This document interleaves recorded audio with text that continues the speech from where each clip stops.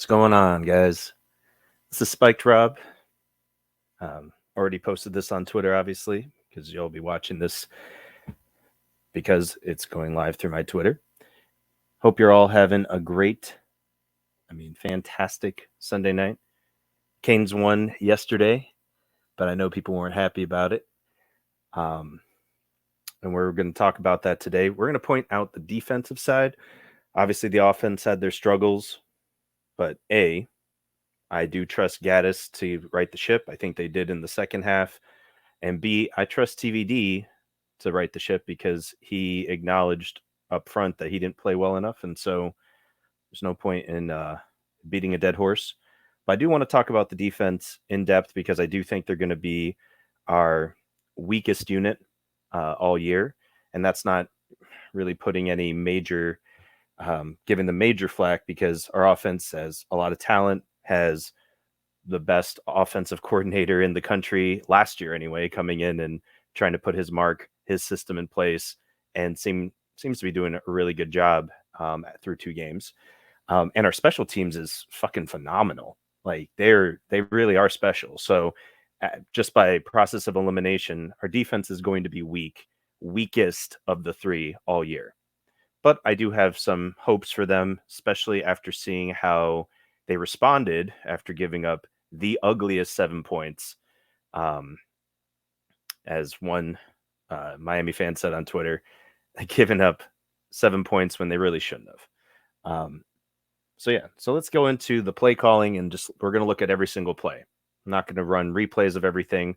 If you're new to Gridiron and Grandmasters, I'm going to look at this from a strategic point of view and try to use some chess metaphors to demonstrate what I'm talking about when I say that, I don't know, the strategy was good, strategy was bad, et cetera, et cetera. Okay.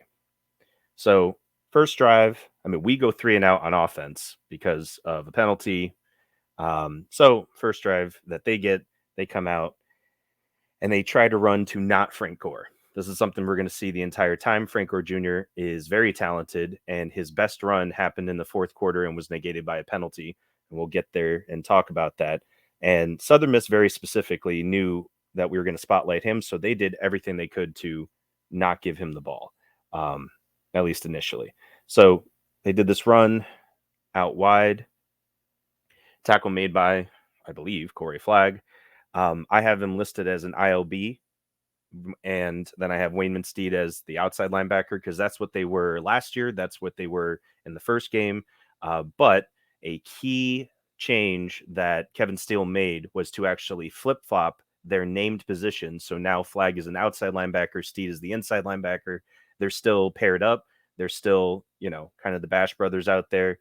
I love it. I think it's a great idea. It puts them in better positions to utilize their strengths.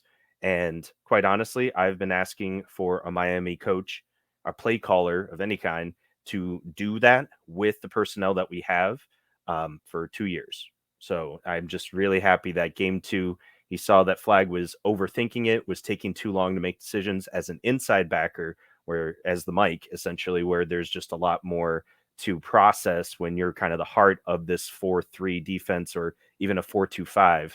He's the heart of making sure that the communication happens, and he's at the heart of ensuring that you attack at the point where they want to run the ball. You don't have to make the tackle every time, but you have to be the man getting to the point of attack.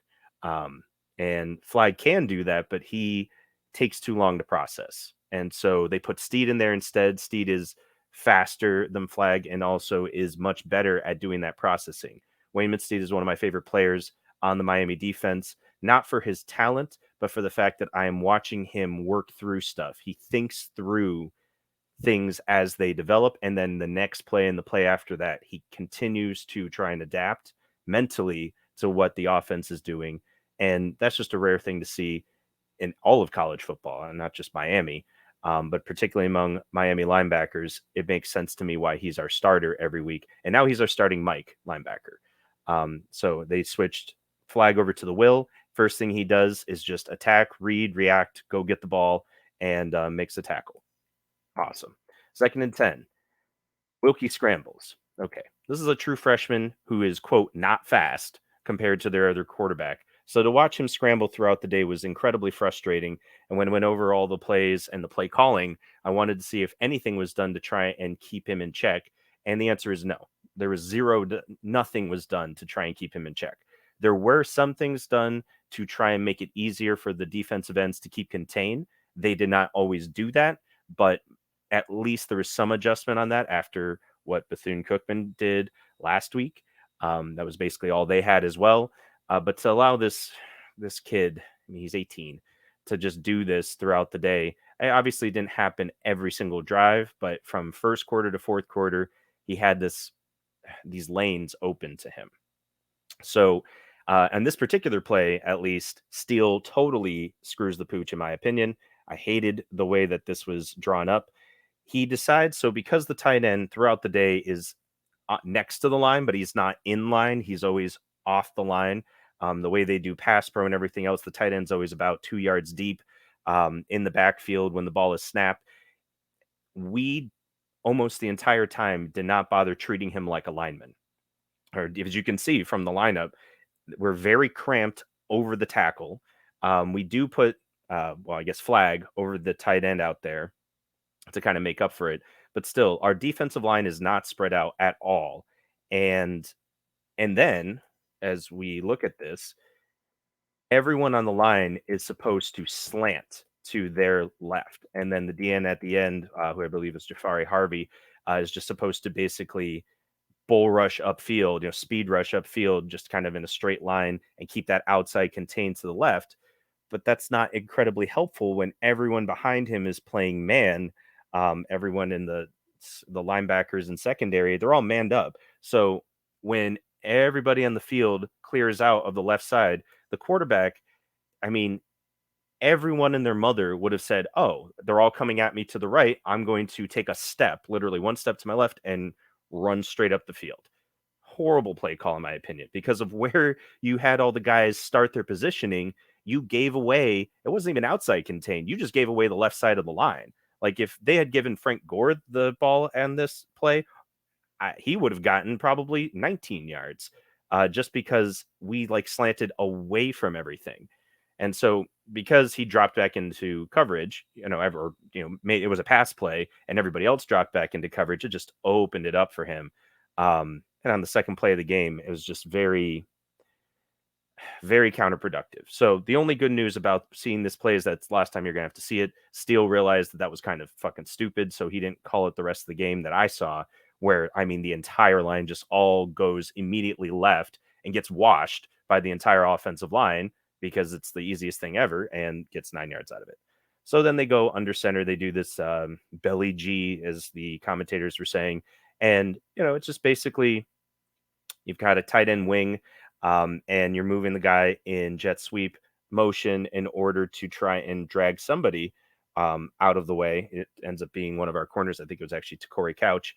And it allows Frank Gore Jr. to fight for the 1 yard, and he does get it. Now, I don't mind this setup. Now, as you can see, free safety is walked all the way up to the line. That's Cam Kitchens. I love Cam. He is one of my favorite just players outright in college football, and another very, very smart, intelligent player. But he's also a safety. He's really a free safety size. He's not going to like take on any of the guys on their offensive line who are 350 pounds or whatever. I think their lightest guy is 290, and you're going to expect Cam Kitchens to get in there and really take down, either get by the lineman and or take down Frank Gore Jr., who is pretty small in terms of height, but in terms of weight and in terms of how hard he hits, he's a load. So it just was really weird to me that James Williams, who is 220, 6'5", 6'6", he's standing back there about 7-8 yards back, and Cam Kitchens, who's not even 6 feet tall, I don't believe, and he's walked up on the line, he gets washed on this play. Now, he still almost gets the tackle in time. He holds his ground decently well, but just didn't make any sense to me. And we did actually have Wayne Minsteed come off the edge and get to Gore from behind. But if we got more of a push at the point of attack, which is where flag should have been positioned, or James Williams, but not Cam Kitchens, I think that we're able to actually stand these guys up, despite how big they are in terms of weight. At least those two guys, I can say with some certainty that they'll be able to stand their ground and make people just stop momentum for 1 yard. But fine. We do see a lot more of James Williams closer to the line of scrimmage in this game than we did in the previous game. And again, it pays dividends. Shockingly, he's he could be like as I said last week, if he stops trying to play like Ed Reed and tries to play more like he's um, well, just at least a strong safety. I mean, even Ray Lewis was a safety when he came to college, but more in that mentality of Ray Lewis and not Ed Reed, or the blend of the two, Sean Taylor. If he goes out there and he thinks he's Sean Taylor and he plays like that, I think he's going to be incredible. But even if he were to slide more and think about being more like Ray Lewis, who, like I said, came into Miami as a freshman as a safety, and was incredibly intelligent with where he was on the field and his spacing and all that. And then they said, "Great, we'll move you close to the line of scrimmage, and you can really fuck people up." And he did. That's totally reasonable for James Williams. Um, and so they do it a little more in this game. It's good, but like I said, they kind of left Cam out to dry on that particular play. So they try to run the ball with Frank Gore again after they got the first down, and he gets 1 yard again. And he was lucky to get that. We shut him down. I think they had 24 total yards of rushing the whole game, including all of the scrambles, and of course there's some sacks to balance that out by the quarterback. But yeah, no, he was negated, and I think Southern Miss knew we were going to be keying on that, and that's where we are. Now, this particular setup with their formation, they kind of had tight end off the line as they do. They had the wide receiver really close to the line, and it was almost like a two tight end set, kind of. But if you'll notice, I was trying to figure out why we kept setting the strength of our formation to sometimes away from the tight end, away from where all the receivers are, just away. So, I just to kind of highlight where the two DTs are. Usually there's a one technique, which is in between the center and the guard. And then there's a three technique, which is between the guard and the tackle. And typically you put the one technique on kind of the weaker side so that they're holding down the center. And then you've got the three technique on the quote unquote stronger side of the offense's formation. So you can kind of bridge again. Usually you set it to where the tight end is. So there's more blockers on that side. You want to try and cover more area with the big guys in the middle there. And then you have the DNs kind of push out around the last blocker on the line.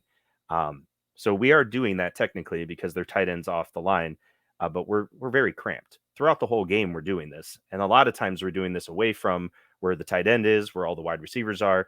And I'm pretty sure we're only doing it because it's wherever Frank Gore is. We set the strength of our entire formation based on where Frank Gore lined up in the backfield, regardless of whether he was with the rest of the formation, against the grain of the formation. We didn't give a fuck. It was just wherever Frank Gore Jr. is, everyone on the defensive line, worry about him and set your formation based on him first and everything else second.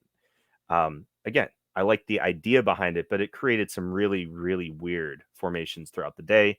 In this particular formation, I believe Takori Couch is out there. And I know Takori is now a star. He's our star linebacker, just like Gilbert Frierson.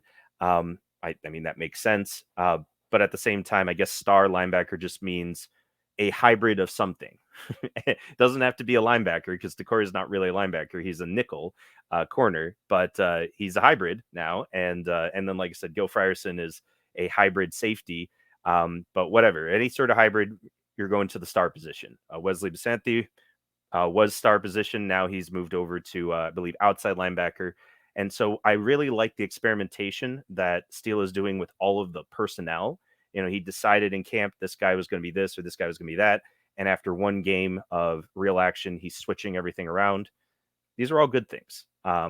It's just there's a lot of weird shit that's going to probably happen between now and Texas A&M. So this defense will continue to kind of evolve some more. But it's kind of like an Eevee from Pokemon, man. You don't really know what you're going to get unless you know what kind of stone you're using. There's so many permutations and possibilities when you have all of these athletes here. Anyway, So this play, as I said, they kind of we're only worried about Frank Gore. We've got sweep coming across, we've got play action to Gore, and then we've got the pass deep to Jacarius Caston, and it is incomplete, but it probably should have been caught. It was definitely open, and this kind of play is something that Rhett Lashley would run 50,000 times a game. And it's pretty in vogue now. And I really wish that our defense was more keyed in on how to stop it because they saw it in practice all the time last year. Anytime they played our offense, this was the kind of shit that our offense would play, like the next play. So we had it, they had it, they didn't get it, fine. And actually, I believe, yeah, it was 3rd and 9. So it's another third down on this drive that we give up. But here we've got trips left. This is a very common formation, people. And every time we went to third down, we went to this formation that I don't particularly like. It's fine. I understand the basis of it, but it was not effective. And our third down defense overall has not been super effective throughout the first 2 weeks. They went, I think, 5 of 13 for third downs. And then last week, pretty much everything Bethune Cookman did. And they did score almost double the amount of points. So this week was better. But everything was on third down, third and long, third and long. We keep getting to third and long, which is a great down and distance to be in. And then our defense is not taking advantage of it. If we're giving up 3rd and 1, third and short, anything less than 3rd and 5, fine. Makes sense. I mean, offenses are designed to get to that sort of manageable down and distance, but we keep putting these guys behind the sticks and then we keep giving them the first down. In this particular play, again, trips left, super common in most formations, most offenses. Uh, for our offense last year, we ran a lot of trips. It wasn't necessarily as tightly bunched as they were, but regardless, this is not a new thing. And this was just, he just threw a slant route. You know what I mean? Hardest route in to cover on defense. And I think they picked on Ivy. Um, I honestly think that, like, I get why the coaches are willing to start him because he's fast, he's strong, he's experienced, but he's not quick either with his physical. Like, once he makes a decision, he's not quick to react to the ball, and it takes him forever to make a decision. So it's one thing where it's in practice and you kind of know what's coming. You've already been working against the guys a lot, and it's easier to make a decision because you might have seen the same route 15 times or whatever. But it's just when you go into live reps and the other offense is doing weird stuff that you haven't seen before, there are guys that can react quickly to those unexpected things, and there are guys that can't. And Ivy can't. Ivy shows out later in this game. He does a fantastic job once he stops thinking and he just reacts. When he just finally says, fuck it, I don't need to think about it. See the ball, get the ball. He does great. But up until now, it takes like almost 2 full games for him to get there. And quite honestly, it's taken him, 4 or 5 years to get there because he's always been like this. And it is very frustrating. A lot of fans are frustrated about it, but I see like the attributes that he has, but he gets beat on slants all the time. Why?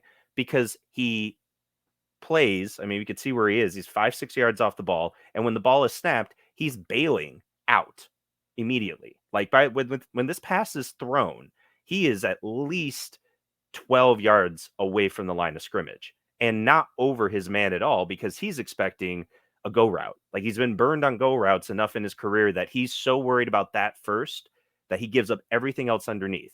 And then once he sees that the guy is actually cut on the slant, he's so slow to react to it because he's not agile. He's not to Corey Couch.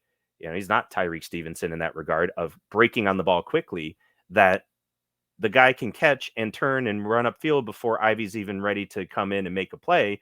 And by that time, he's ready for Ivy to try and tackle him, which usually leads to missed tackles. And then it just compounds it. And this is all starting with the mental side of things.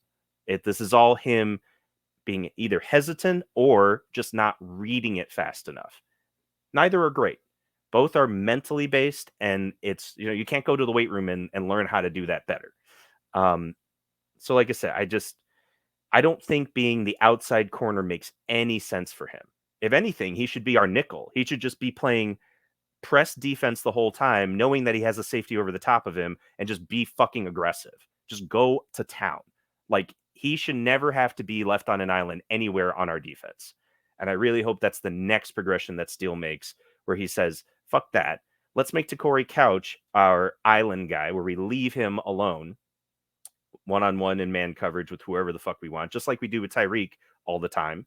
And at least we know that if they're going to get a call, like they got pass interference or whatever, at least we know that he is on top of the guy and making his life difficult to make the catch, rather than being so worried that he just lets it happen for 9 yards in this particular case. Or Antavius Willis for 6 yards. This was play action and pass out to the flat. This one I think was against Tyreek, and this one was actually, I think, based off of the play action. Believe we were trying to run zone off of this, and because that made James stay home, as you can see how close he is to the line of scrimmage, he can't get out to the flat fast enough in order to prevent the 6 yard gain. Now it's on 1st and 10, so 2nd and 4, fine. Completes to Antavius Willis again, this time for 4 yard loss. I have him labeled as a running back who's going in motion, and he kind of flip it out to him. It was technically a pass. It was basically a pop pass, and we were all over this shit. Anything where they ran a standard running play. Again, look at where the defensive line is oriented. We've got our defensive end basically over in Broward County. Meanwhile, we have everybody else on the line oriented to guarding their right side of the formation, our left side of the defensive formation, where the pop pass went. But we weren't there waiting for Antavius Willis. We were there because that's where Frank Gore started. And I don't think Southern Miss was ready for that either. I think there was definitely a bit of trying to play chess, not checkers, from both coaching staffs, and I think it worked somewhat. But yeah, no, this was great play across the board. And again, I think that, well, I know one of the guys who showed out today was Mitchell Agude. He was all over the fucking field. He kind of like stepped up because one of my stars of the game from last week, and I'm blanking on his name now, our defensive end / defensive tackle, he picked up a knock during practice, and he was the motor that was making everything run last week, and he was out. Good Day just kind of like came right in and was like, oh yeah, that I know how to do that. And he was all over this play. I mean, he didn't make a ton of tackles for losses or anything like that, but he disrupted everything around him. So here we are, 3rd and 8, long. You could see everyone and their fucking mother has backed up right around the first down marker, which to me means none of you move, right? When the ball is snapped, nobody does a backpedal because you've got 8 yards and you're just guarding that line. But everybody backed up on the snap, which is, a huge problem in my opinion. And well, we also had Cole Cavallo, and we also have Corey Flagg walked up here. Now, again, he's not the Mike linebacker anymore. He's the Will linebacker. So on a dime package like this, he's going to be the linebacker that stays in, not Wayne Steed, because the middle linebacker doesn't stay in on this. The outside linebacker does. That's just standard for, you go to Madden and you play and you decide to do, a dime package. They like to keep the outside linebacker because he's usually faster. But we all know that Corey Flagg is not as fast as Wayman Steed. So it is weird to me, and I don't like the fact that even though they flipped them and they said, okay, well, Corey, you're now an outside linebacker, not the Mike, we still keep him in and we don't put Wayman Steed up there. It just, to me, you keep the middle linebacker in there just like you would anyway, and you let Wayman Steed, who is faster and again thinks through everything, and you let him be himself, where he doesn't have to worry about another linebacker to go off of. Just go and make a play. Here, they pass to the left side to the tight end, who's clearly lined up, and there is no one over him. There's also, as you see on the other side, 2 receivers on the right side, and Tyreek Stevenson's supposed to cover both of them. Whatever. But the tight end was also left wide open, and we decided to call a drop back. So even though we've got 5 guys on the line, we've got these 4 linemen, they're all outside, no central push at all, which came back to bite us many times. We dropped the inside linebacker back, but back into the right, which means that somebody else was supposed to step up. Commentators said that James Williams should have been there. He should have been dropping down to kind of be the other side of the zone. I don't know if that's true or not. It looks like it from the way the formation was set up and everything. And it looks like it from where Flag decided to do his drop. He didn't like read anything. He just saw it wasn't a run by the quarterback and he bailed back into his left. So he was like, I've got this left side of the field covered, but nobody else apparently has the right side of the field covered. Really, really weird. I was not a fan of it. To me, this defense is all about being aggressive, creating splash plays, and that sort of defensive call is not going to create any splash plays. Maybe an interception, maybe, but come on, like that's just not necessary. Just go, just blitz. Blitz. Have everybody start at the 8-yard line and then take a step forward, like their linebackers, when the ball is snapped, to ensure that if they're going to do a quick pass, that you're stepping up to make a tackle, not bailing and being on your back heels so that they can get the first down. Anyway, here we go. They get to the 50-yard line, and this is when all of a sudden we buckle down. He tries to throw deep. It is defended well.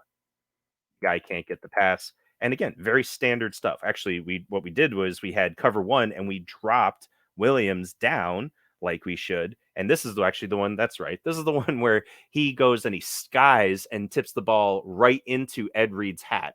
And it literally pops off Ed Reed's hat on the sideline. Incredibly athletic play. But that's why he can play closer to the line of scrimmage, because the taller he is, the harder it is to throw over him. Anyway.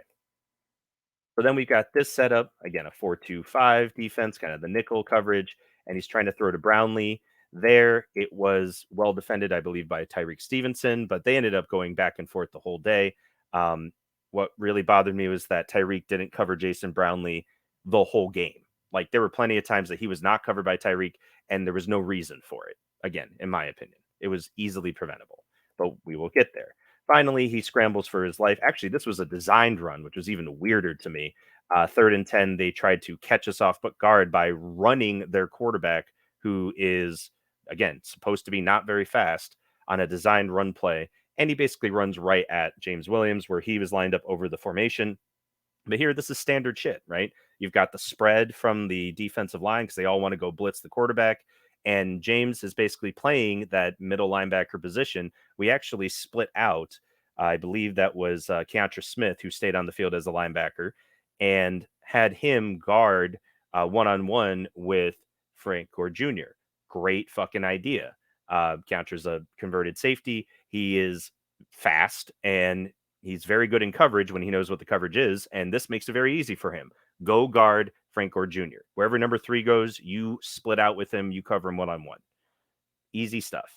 And like I said, we had his spot replaced by big man James Williams, Agent Zero, and he shades over to the tight end side like a normal defense would, and he's not only in position to cover the tight end now, so we don't give them an easy 10-yard pass like we did previously, but he's also there to stop the quarterback run that was designed by Southern Mississippi.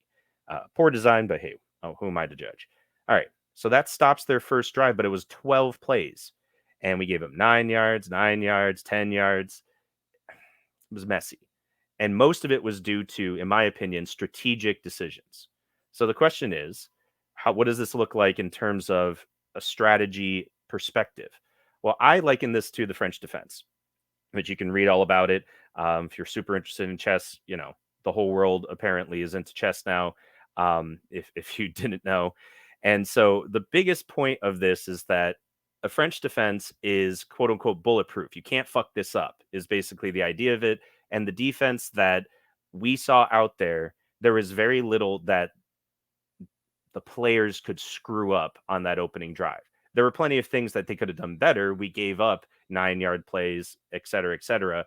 But other than I think only really one deep shot, and even then that was pretty easily defended. I guess 2 deep shots past 10 yards. One was defended by James Williams. The other one was defended by Tyreek Stevenson. We were solid. And that was kind of the point that I think Steele was trying to do. He was trying to create a solid basis for the rest of the game and basically tell he was trying to be very solid in stopping the run. And he was basically like, all right, Southern Miss, we have a plan to stop the run. What are you going to do about it? Southern Miss already knew that and was already planning around it. But again, this idea of like, you got to either, as it does in the French defense, you either got to fight or you got to advance, which is usually not something that White likes to do in this early on in the game. But it's, you basically either say, okay, we're going to go toe to toe with you, or we're going to go around you and do something else. And so Southern Miss planned to go around them. Fine.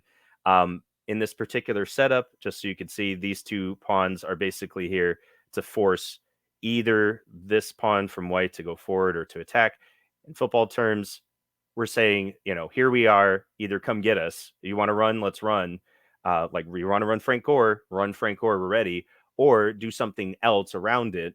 Just turns out they have a true freshman quarterback who really can throw the ball.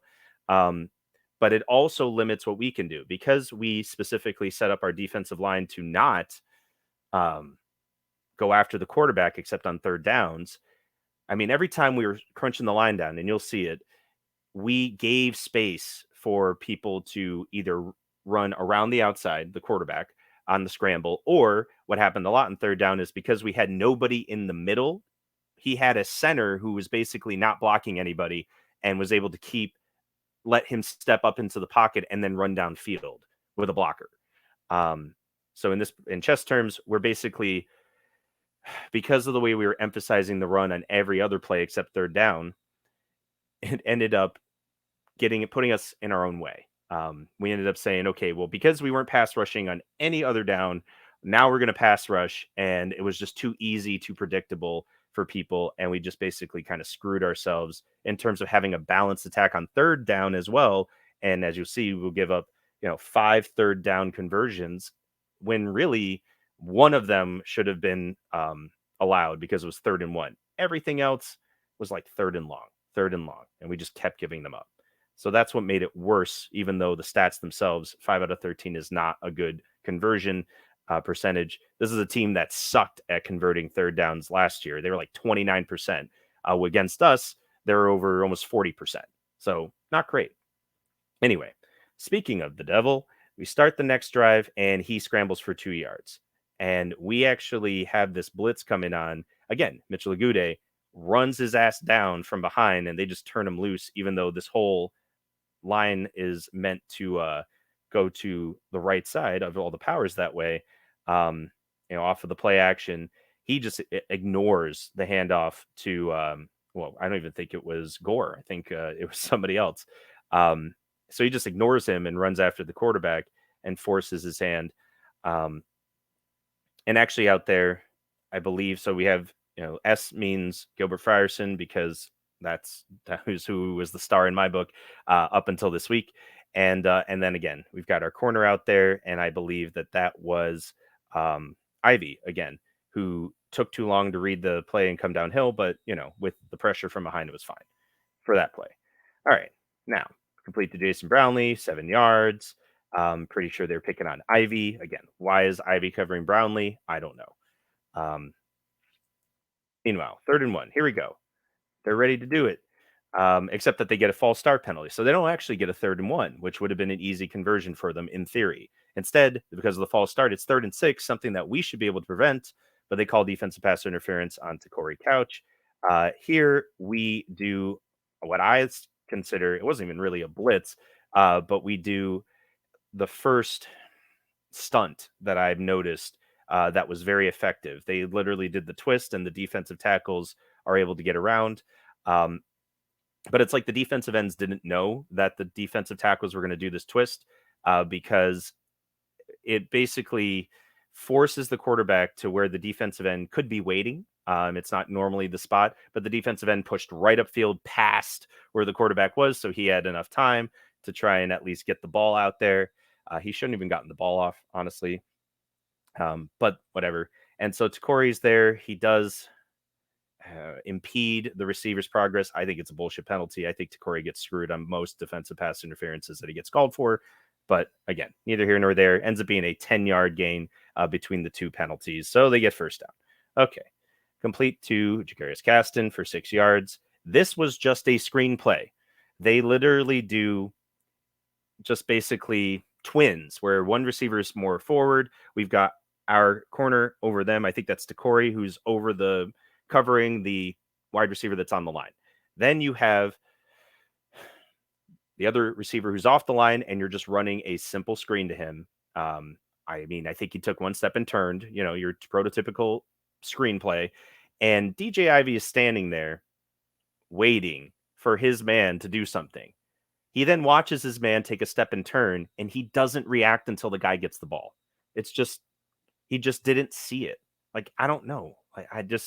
It's all mental. Because when he finally comes down the field to try and tackle him, he doesn't make the tackle, but he does a good job of at least stopping his progress. But the guy's already run his route, caught the ball, turned upfield, and made, a couple moves or at least a few steps before any of that happens. It's all mental. That's all I'm saying. So anyway, 6 yards, 2nd and 4.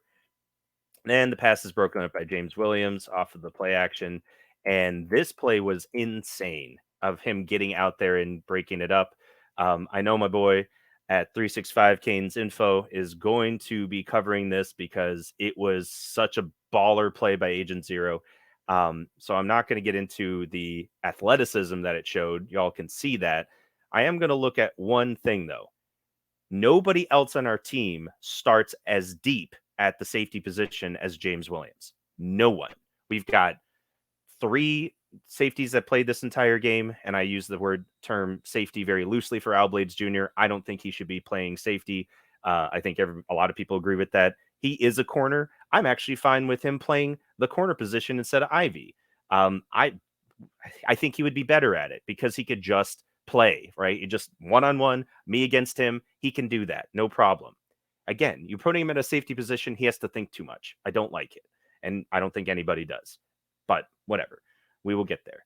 James Williams starts on average at 15 yards, 13 to 15 yards deep when he's in the free safety spot versus, Cam, who I think is really the free safety. See how he's pushed up close to where the linebackers are. When Cam is back there in the safety position, the deep position, the deepest man on the field, he's at like 10 to 12. He's rarely at 13, 14. And if he's at 15, it's because it's 3rd and 15. You know what I mean? Like, the only reason he is that deep is based on down and distance. James is just always out there. It's 2nd and 4, and he is 15 yards deep as the safety. Now, I know everybody else is pushed up. We could see how close everybody is to the line of scrimmage, and that's fine. Like, you do want to have a guy who really is the deepest man on the field, is able to cover where he needs to cover. But to me, as a former safety, James, if you've got at least a step closer, like if you start at 12 yards, 13 yards even, and you make a break on the ball like you did, like what he did on this play was he barely moved. He took like one false step back, then he took one false step forward because it was off of play action, and then he realized that there was only one guy running deep, and it was against Ivy. He was wide the fuck open again because the guy ran a post route, and Ivy was just focused on the fly route, and as soon as he made a cut, which 90% of routes require cuts, he was slow to react because he was so worried about getting burned deep. James had to cut underneath and make a ridiculous stretch with his arm and knock the ball down. But if he starts just 2 yards closer and he keeps his feet under him and he keeps them chopping the whole time and he reads the play, he doesn't have to take one step and leap. He could be chop, chop, chop and be breaking on that ball and picking it off because the man is 6'6" and athletic as fuck, as we've seen. And he could have a reasonable attempt at the ball as it's coming through the air to pick six it. Like, that's all of the difference it could be in his positioning because he starts too deep and then he's so deep that he can't even backpedal from there or come forward. He can't do anything. He's stuck in no man's land because no route goes 15 yards in 3 steps. You either start closer, where if everybody's bombing deep, you have a 10-yard head start on him and you go deep too, or it's short and then you're already close enough to make a play on it. Again, my thoughts, former safety, not that I ever played at the collegiate level. I understand that. But I'm also watching every other safety for Miami not line up that deep. Every other safety lines up closer. Every other safety is in a position to make, I think, a better break on the ball. Now they kind of have to because they're not 6'6" and athletic as fuck to the level that James Williams is. But I feel like if he just played it the same way they did, his athleticism would make him even more ridiculously good at this position, not less. I don't think he has to play it differently because he's built different. I think if he plays it exactly the same because he's built different, he would be even better. But anyway, so because of that, third and four, because he can't make the interception, which again, fair enough. Most people couldn't even get a hand on the ball because of how he played that. And again, Ivy didn't have his man covered, so it would have been a first down. Instead, we get third and four, and now Frank Gore Jr. goes for 18 yards for a first down, and he split out wide. And again, I mentioned this before. We had the linebackers go out and cover Frank Gore Jr. previously. Keontra Smith did this. Now, I believe the linebackers out here on this play where it was not Keontra Smith, though it might have been. This was definitely not the first string of starters at this point. They had rotated in other guys, including Malik Curtis, who is the one actually covering Frank Gore Jr. And I understand that in camp he did a good job, et cetera, et cetera. But my man is very young. I don't believe Malik Curtis got on the field at all last year on defense. I think he came out for some returns. I know that's how we theoretically recruited him because I know he's super fast. But I know he had a good camp and they wanted to put him out there. But it was just weird to me that you're going to try and have him guard Frank Gore. Frank Gore is not a prototypical receiver in any way, in any sense of the word. He's fast, he's short, and he's only there to make his money by basically burning people as a receiver. He's not a running back. So it's just a weird assignment, in my opinion, that you put him out there. Now, I did see, like you said, we had Wesley Basanthi who was out there. He might have tried to cover Gore. I think at this point, like I said, maybe even Keontra Smith's out there who would have been fine to cover Gore. Instead, we put Malik Curtis on him. Weird to me. And off of this, again, it was a spread, third and four, and he hits him on a slant route, hard slant. And as the commentator pointed out, oh, maybe he could have gotten some help from inside, I guess. But we were very clearly playing the run first, A, and B, playing man behind it with cover one. You could see again how far back James is on this play.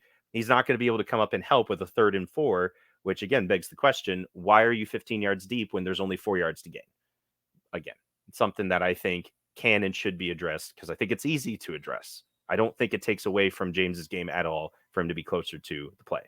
Now, with that said, next play, he's again playing cover one-ish, and they go to Jason Brownlee this time, but he's still being covered by Malik Curtis. They still let Curtis go back out there because I think he literally came back in off the sideline. He got burned. He went off to the sideline before the play finished. They sent him back on. And if you see on here, he wasn't even lined up over Brownlee all the way. He was lined up him over the outside shoulder of Brownlee.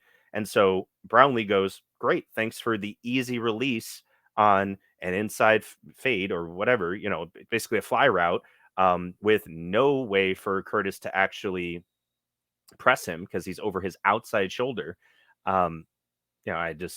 If we were playing a zone where there was a linebacker closer out there who was going to then dirty window it and force him inside on like a slant route or something, fine. But as you can see, he is left on an island. The rest of this formation is tight end, wide receiver, and Frank Gore, all to the right side of the formation. And as we talked about, if Frank Gore is going that way, the whole formation is geared around him to that side of the field. And the closest person to assist Malik Curtis is James, but James is playing kind of center field, but he's just playing right over the center and just kind of chilling. We did not try to play like a cover two. We played a one high safety, and it backfired so badly in terms of who was covering him and any sort of help that he was supposed to have. He was not supposed to have any help. Apparently, we just wanted to leave him on an island, and he gets, he's a redshirt freshman. I mean, I don't think that that's really fair to expect that kind of production out of him ever as a redshirt freshman, unless he's already proven it. And proving it on Green Tree, as we've seen, is not good enough. That's not really proving it. It means the potential's there, but you got to give him a better opportunity to succeed. So we give up the touchdown there, and it was just straight up. Like I said, from where he was lined up over him, either he was expecting help over the top or he was not ready when the ball was snapped, which is probably more likely. And so he still got himself kind of in a position to make a play. But I mean, he was already well behind all of that. And it made it even worse because they did the play action off of it to Frank Gore, which definitely froze the safety. And James is not going to be able to get over there. It just bad. It was just bad all around. Like I said, ugliest 7 points you could possibly give up. And the other thing that we decided to do on that play, which I almost forgot about, was we blitzed to Corey Couch off of the edge into the teeth of the offense. This is all the strong side. We do a strong side blitz right at it. It was definitely a run blitz. It was definitely meant not to get to the quarterback, but to be an extra guy coming into the box with momentum to get to Frank Gore if and when they handed off to him. Obviously, they didn't, and they took full advantage of the fact that they had no plans whatsoever to give him the ball. Um, it was just shitty to watch because about 50% of what went wrong in this play was preventable through strategy. So anyway, this brings me to the middle game. This is the bishop pair. I talk about the bishop pair in this particular setting. Bishop pair means you have two different guys who are able to beat you down the field. That's how I look at it. This is kind of what it is in chess. You've got two bishops. They cover, I mean, a lot of the board. And the longer you hold on to both of them, the better off they will be. So here they've got, in this particular board, you can see where they're one bishop's attacking one pawn, one bishop's attacking the other pawn. But really what they're doing is they're taking away that entire corner of the board from the king.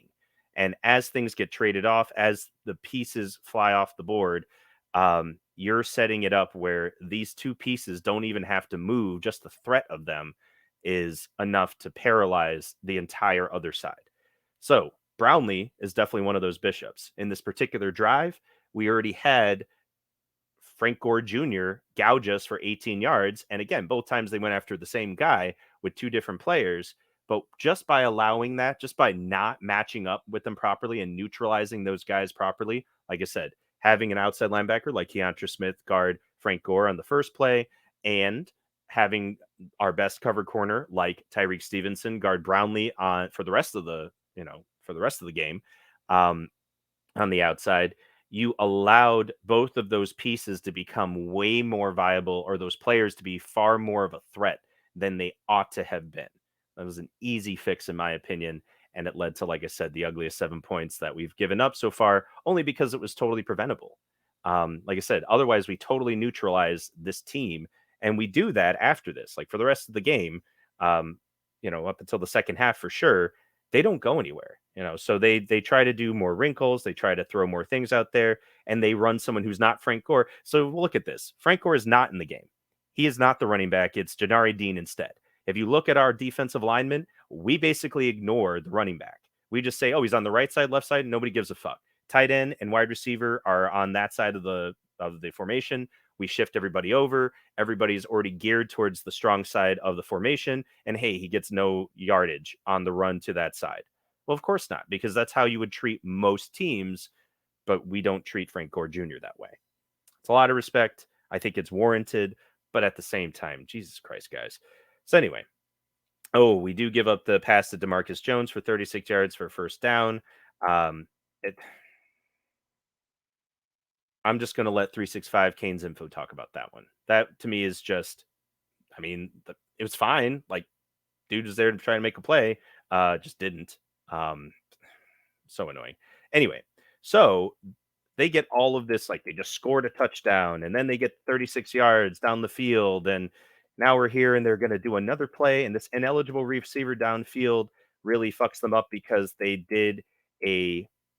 do this multiple times throughout the game. This is the bread and butter that we had under Rhett Lashley. You do play action to the running back in the backfield that draws in the linebackers, and then it's basically an RPO, throw it right over the top, just past the linebacking level. In this case, you've got James Williams who's there, and he's in position to make a play on this ball. But because his guy, who he's reading as man-to-man coverage, I believe, doesn't either stays in the block, right, and fakes like it's a run play, which again, as an RPO, it's not technically a fake. It's an option. He doesn't move. He doesn't read the quarterback. And then the receiver runs a slant route right behind James. So the ball goes by James to the receiver and the corner. I don't care who the corner is. That's an impossible pass to defend because you expect James to at least dirty window, right? At least put his hands up, at least try to make himself big to make it really difficult for the quarterback to get that pass in. It's really the only thing that I would point out for James for the rest, for not just this game, but for next week, because RPO is very popular. A lot of teams run it. If you're going to be closer to the line of scrimmage, especially, and you believe, well, not even believe, if you think it's a run play, that's fine, but you need to be looking at the quarterback to make sure that if he's going to try and do a snap pass or something like that, that you just get your hands up. I mean, that's it. You're 6'6". Like that wingspan alone would have deflected, would have taken away this entire opportunity that the guys had. He didn't even have to try and go for the interception. He just had to at least get big out there in the secondary, make it harder for the quarterback to make this pass. Now, fortunately, I think the center ran 5 yards downfield to try and block someone, so that probably made it easier as well for James to get distracted and say, "Well, I don't have to worry about a pass. Dude's ineligible downfield." We're not always going to get those play calls, right? I mean, just penalties called in favor of Miami rarely happen, and they're going to happen even more rarely next week when we're playing in College Station against Texas A&M, especially after they just lost last week. There's no way. The refs were already trying to help A&M last week when it was App State, and now they're going to, whoever they are, they're going to hate Miami more than they hate App State. So they're going to be even more obnoxious in not giving out any sort of help to us through penalty calls and stuff like that. So I think an easy fix, but we did get, I would say for us, lucky. In general, yeah, it should have been called ineligible receiver downfield, and it negates this pass. But then it's compounded 1st and 15 because Liechtenstein does a great job getting to the quarterback, and it was off the play action. And the biggest thing with this is that the D end did not stay home, did create well, what he did was he went too far upfield. And the good news was that he forced the quarterback to step up in the pocket at least a little bit, which put him in range of Liechtenstein to at least grab his ankle before he could break out and run away. But again, we did not do a good job of containing the quarterback and forcing him to be uncomfortable in the pocket or to let the pocket collapse on him. We're just not quite on that. And I think this goes back to the fact that we run 7 or 8 deep across the defensive line, right? There's all these guys that all can go in and all do great things. That's great, but they don't have the cohesiveness to know where their fellow lineman is going to be on the rush so that they can adjust to it. There were a couple times that it did work that way, but I don't know if that was by design or we just got lucky. There has to be more of it. And so that's what I'm hoping will happen in the future. I see it. I see the ingredients, but that has to be the focus for the defensive line. Is it's not just contain, it's not just do your job. It's know what other people are doing so that you can help them do their job better. So, anyway. So then 2nd and 23, they decide to run it. Frank Gore's, I think, his best uh, recorded run of the day because his actual best run happened late in the game and then they took it away because of a penalty. Um, and he still only got 4 yards. And again, we're waiting on him here. Actually, in this one, we were kind of skewed more towards the tight end side because it is basically trips right. But even then, we still got Corey Flagg over the top, and Corey was just there to spy Frank Gore. In this formation, I almost guarantee it. He had no other responsibilities than if Frank Gore goes out for a pass, he follows him. If he gets a run, which he did, he's there to attack, to go to the point of attack where the offensive line is and to make it difficult. And he did. So then 3rd and 19, yes, at least we didn't give up 24 yards on the 3rd and 19. He ends up having to scramble out of bounds. And the struggle, like I said here, is that we gave up outside contain again. He only got 2 yards. Great, because I believe Ivy came back and tried to force him out of bounds. But somebody did. Actually, you know what? It was Flag. Flag ran his ass down all the way from the middle of the formation. And he dropped back again. He didn't blitz. We only blitzed 4. And our defensive end out there did not hold contain because he didn't know what everybody else was doing and didn't realize that the whole other side of the line, they were all flying upfield and forcing the quarterback that way, which means he should just stay home and keep outside contain and just say, okay, I don't actually have to sack you. I just need to hold you up long enough so my buddies can sack you. That's the cohesiveness that we're lacking right now. But I think we can fix that. I think that's a very, very easy fix. Okay, so they had to punt it. They get the ball back. We do nothing on offense. Again, this is still first half. And now here we go. He runs for 3 yards. This was a designed run. I think it might have actually been a scramble. Again, off the play action, I think he was looking to pass it, but the pressure from this was all, I mean, immediate. And so he runs at Frierson. Um, Actually, what he does, I believe, here is either this one or a later one where Flag contains him. He comes over the top, but he like trips on his way to the quarterback. He was trying to break down because he was like worried that the quarterback was going to put moves on him or something. Again, every time Corey tries to stop and think, it doesn't end well. He doesn't need to do that. He just has to go for it. And he did for most of this game, but that was not one of his best moments. So 2nd and 7, Franco runs for 3 yards. And again, here we actually stack the line inside more kind of because we expect Frank Gore not to run across the formation. And when he does, we do stop him. So, decent. Everybody's back deep. I mean, look at how far back the secondary is here. We're really just daring Frank to try and run against us where there's 5 linemen blocking and 6 guys who are going to be able to be in the box to make a stop. And we do after 3 yards. Totally reasonable. Like I said, we're setting it up kind of that French defense of just come and get us. And then here, 3rd and 4, passing complete to Jason Brownlee. That one, yeah, these were all 50-50 balls. That's the thing. Every pass deep to Jason Brownlee until the last one pretty much was a 50-50 ball. Good defense, but holy mackerel, like every time that guy I was just like, my heart was in my throat because I'm like, I don't think we can actually stop this guy if it's not Tyreek Stevenson on him. And it's not like Tyreek stopped him every time, but I at least felt like it truly was a 50-50 ball when it was in the air. It ended up being about 50-50, but again, the second half was wildly different. And you could see, like I said, the formation here spread wide the fuck out, playing super tight on the corner there. It's kind of walking up the corner there like he might blitz. And the inside linebackers, Corey Flag, and he's out there over the tight end, really just playing man on the tight end. So we manned up across the board. And like I said, we did fine. But it's 50-50 every time. So we won that one. And so then we score right before halftime. We give them the ball back, and now all of a sudden this defense comes to life, kind of. So a lot of the same, playing that 4-2-5. Basically saying, well, this one, he runs for 4 yards. Okay, runs for 4 yards. This was the one I believe that at Corey just like trips, and so then Ivy comes up and makes a tackle, and he does a really good job on the tackle. Now, why is that? Well, because by the time the quarterback's scrambling and somebody else is already there trying to make a play on the ball, Ivy recognizes what the play is and he doesn't stop and say, oh, he's got him. Like he puts in the effort to come up and try to help as well. And when Ivy trips and falls, which is not something you would expect him to do, or maybe some of our fans would, but I mean, that's not a normal thing that happened this game or even in previous games. Ivy's like, great, perfect, let's do it. So even though Flag screwed up on the execution, Ivy was there because all he had to do was run downhill and make a tackle. And the quarterback was worried about Flag, so it wasn't like he was ready to jump out of the way of Ivy. Ivy didn't give him time because he is very fast and very strong. And he kind of had the jump on the quarterback instead of the other way around, which is normally, what happens when a receiver catches it, all that stuff.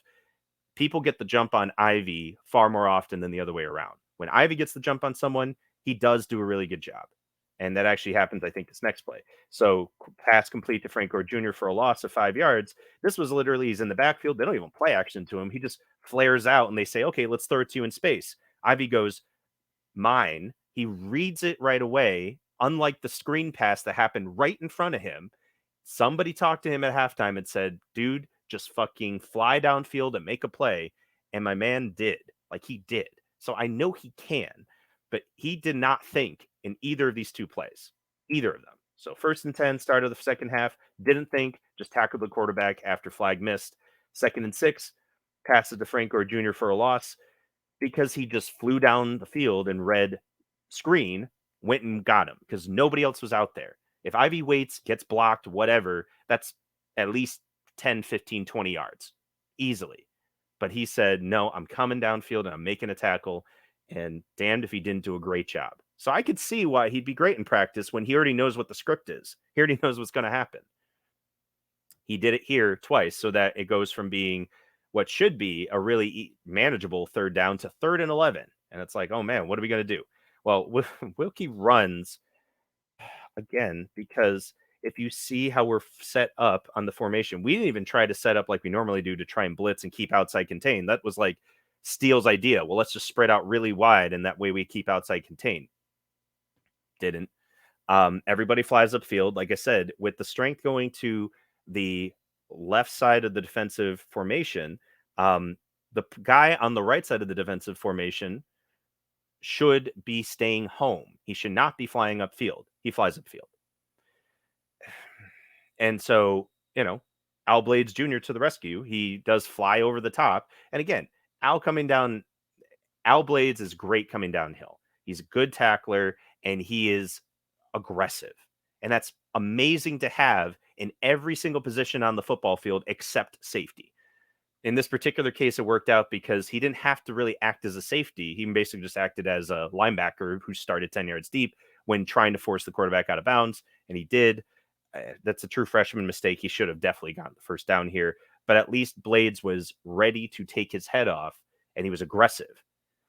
Wasn't the shit that happened previously in the game when he sat back there and was like, oh, the ball's in the air, but the corners got it, so I don't need to do anything. I'll just wait and see if it gets tipped. That was definitely what was going through his head. And, after Kevin Steele yelled at him literally that play, and then Ed Reed's there hitting him on the helmet and going, do better. He knows it. We know it. Everybody fucking knows it. But the point is that he's not played safety. He is not a safety. Let him play corner. Put fucking Ivy, make him a star. Like, I just put him at the star, make DeCorey Couch an actual corner, cover corner. Just give these guys less to think about if it's something that they're not used to. There's really no reason. There's plenty of talent. There's no reason to make these guys have to think too much in a position that doesn't make sense for their minds. Maybe their body types. Oh, he's super tall. DeCorey Couch is super short. Whatever. Fuck that. Mentally, if they're there, great. If they're not there mentally, then it doesn't fucking matter, is the point. So anyway, this is where we keep rolling though. After all of that, Frank Gore runs for a loss of 3 yards. He's got nowhere to go. And look at this fucking formation. This is what I'm goddamn talking about. He's on the right side of the formation, but the tight end's on the left. So most people in the history of football would put most of their linemen geared towards the tight end side. But because we are so worried, or rather not worried, about Frank Gore outrunning us, but running through us, you see how much of a gap there is between the defensive end on the left side of your screen and the rest of the defensive line that's in the center and to the right on your screen. Like, that's insane how much of a gap there is with the fact that that's where they ran the ball, and he still went for a 3-yard loss. Why is that? Well, because Leonard Taylor just fucking eats. It's like somebody told him, hey, if they run the ball, it's going to be away from you. So just go. Just fucking go and get him. Like, I don't know. It was just an incredible play of athleticism that had nothing to do with strategy. This was a stupid fucking strategy that definitely would have gotten blocked really, really well on the side where it was supposed to go. But what they didn't count on was him just tossing the guard, who's 300 something pounds, like he wasn't even there. Just shades of Warren Sapp. This dude could be Warren Sapp. It's incredible to watch him do his thing. But from a strategic standpoint, we were just begging Southern Miss to do this shit. And if it wasn't for our athleticism and talent, really centered in Leonard Taylor, I mean, fucking ridiculous. And now there are plenty of other plays that happened where our defensive line did great, but just strategically, they did what they were supposed to do. We set it up. You take on the double team. You allow the linebackers to come up, rally up, and make a good play. All good shit. That's how the system works, right? And everybody's working well as cogs within the system. This had nothing to do with the system. This was just Leonard Taylor being obnoxiously good. And then he follows it up the next play. But now look at this one. It's the literal, if we go between one and the other, this is the same offensive formation, except they moved Frank Gore Jr. from the right side of the quarterback to the left side of the quarterback.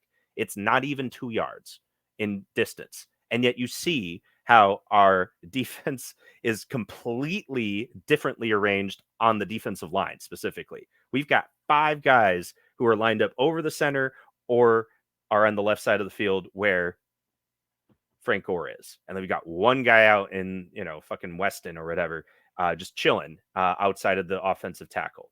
Wild. This is so wild. This is so unnecessary. And not even because Frank Gore obviously is a really good running back, but at this point in the game, he hasn't done anything. He has done very, very little except gash us on a pass play. So to still set all the power that way, to just orient the entire formation this way, wild. We're just begging them to throw the ball on us. And so he gets sacked instead. Why? Because we left Leonard Taylor, who again could play a 1 technique or a 3 technique. We leave him in as a 1 technique to deal with a double team.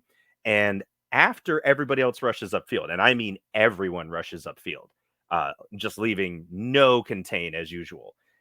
Quarterback has to step up to try and get out of the pocket because the DNs got around the outside. They forced it. And Leonard Taylor is stuck in a double team. And because he's Leonard Taylor, he shucks the blockers in time for the quarterback to come right to him. And he's just like, oh my God, it's Christmas. Here's a sack. Fuck yeah. So it just worked out well, but there is no way that that was the plan. This whole setup was to stop Frank Gore. It had nothing to do with them stopping him on a pass. So it just incredible. It's obnoxious, actually, that it worked as well as it did. So anyway, now finally, strategically, what do? You drop back everybody, but not as far back as you did earlier. Notice that everybody's actually relatively close. James Williams is close up on the line. He's doing his thing. And they just do basically a little angle route out of the backfield to Janari Dean. And my thing with this is that James Williams wanted to take off the running back's head. He came in fast, and he was already pretty close to the line. He backed up a little because he was guarding the tight end, I'm pretty sure, in man-to-man with safety help behind him, that being Al Blades directly behind him, and then Cam Kitchens on the other side of the field. So he was being pretty aggressive. But when he saw that the pass was coming to the running back who angled out behind the tight end, so the tight end is kind of a lead blocker, he came in and wanted to take that running back's head off and basically, without even looking at the tight end, just shucked him, and almost took the running back out when he, with blowing up the blocker. Like, he just missed. The running back's pretty small and agile and got out of the way. But my goodness, that would have been even more ridiculous back to back to back plays. I mean, still got a tackle. That one actually was from, and I apologize, that was actually Keontra Smith. So it would have been outside linebacker who was playing in the middle, where kind of right where the middle linebacker would be. And he came up and actually hit the running back long enough to stop him so that James could catch up and everybody could pile on and force the punt. But Lordy Lou, I mean, those two play off of each other so well. Every time Leonard does something good, James gets fired up and vice versa. And I love to see it. So anyway, they get the ball back, and this is where I think they end up driving most of the way down the field. It's the last time they really challenge with anything. So Zach Wilkie does play action and throws it to Pittman. It was a bad pass. There was a lot of pressure. As you can see, we tried to pack the box, but keep everybody else really far back, just begging them to try and throw it short. The ball was behind him. Had the running back actually caught it, would have been like a 5-yard loss. Second down, Pittman actually runs it this time for 1-yard loss. And he just, it's basically so this pass was not really supposed to go to Pittman. It was a play action to Chandler Pittman. And because there was pressure and nobody else was really close by, he tried to flip it out to him after doing the play action to him, right? Next play, they actually just handed off to him. Not much better, 1-yard loss. And so we're like, all right, cool. Like, this is great. 3rd and 11. What could possibly go wrong? They do the trips formation again. I am going to expect Texas A&M to have a trips formation at least 5 times next week. I mean, if they don't, then Jimbo Fisher really does fucking suck as a coach, because they ran trips twice, only twice. Both times they got 9 and 14 yards for first downs.